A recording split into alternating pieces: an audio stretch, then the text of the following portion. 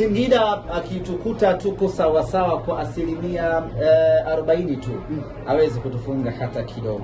Yes, leo ametukuta tuko sawa sawa kwa asilimia 5. Ndio maana unaona walao wameweza kupata hata haya mabao matatu. Na mengi ukiangalia ni makosa yetu wenyewe, ambapo kama tungekuwa clinical enough kwa asilimia 30 tu ya ubora wetu, Singida hana uwezo wa kutufunga Simba Sports Club. Kwa hali ilivyo, msimu wa kombe la shirikisho la Tanzania umeisha, msimu wa shirikisho la Afrika umeisha. Kwenye haya mashindano mawili ambayo pia mliyatolea macho, mnajipa asilimia ngapi za kufanikiwa pale?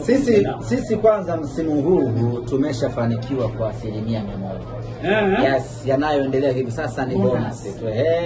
Kama ni pilau tumeshakula, ile baki ni kachumbari tu. Kwa hiyo sisi tumeshafanikiwa sana msimu huu. Project yetu ya kutengeneza kikosi imezaa matunda makubwa.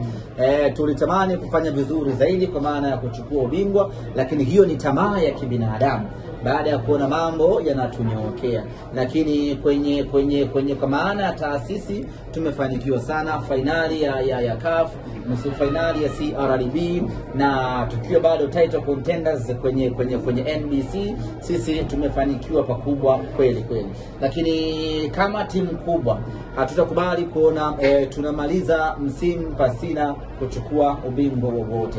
Pamoja na kwamba tayari tumeshafanikiwa sana, lakini tunatolea jicho na macho kombe la NBC ambalo tunaliona kabisa lipo mikononi mwetu.